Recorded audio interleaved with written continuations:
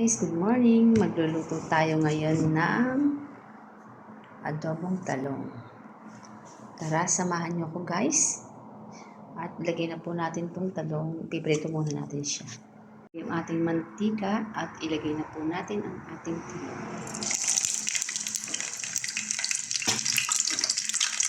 Bala ko po siya guys adobo. Pero pinag-iisipan ko siya po. Paano gagawin ko? Adobo or pinirito lang. Parang ayoko naman ko naman. At kaka-adobo ko lang kahapon isang araw. Parang ipiprito ko lang siya. Guys, prito muna natin.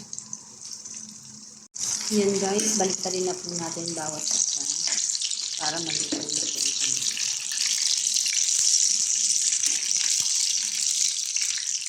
Parang tingin ko guys, hindi ko na po ito adobo. Ayoko ng adobo. Tama na yung ganito lang. Prito lang ako ng itlog.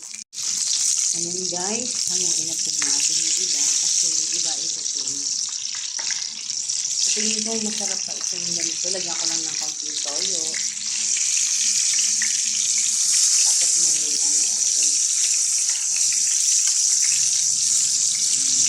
ganun din adobo. Pero hindi naman talaga totally adobo.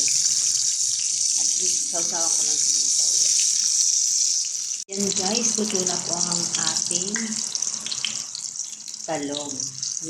Meron ako dito ng dalawang isda at saka itlog. Isasabay ko na rin ito. Ayan lang po ang pang-ulam ko ngayon tanghali. Ayan po, sinamahan ko na rin ng dalawang prito. Kasi para medyo masarap ang aking tayo mamayang tanghali. Maraming salamat sa inyo. Ayan po, maluluto yung aking ulam. Thank you for watching. Ito na po yung ulam ko. Ang dami, no? Talong, itlog, at bye! Shukran! Ito na po ang aking baon ngayon. Ayan, pinagsama-sama ko na po siya. Siyempre, pag walang customer, ako yung mangangain doon sa shop kami dyan, dalawa ni Dana. May mangga rin na binigay ni ate kahapon. Maraming salamat at Bridgie. Bye guys! Tara, papasok na po ako. Thank you for watching. God bless.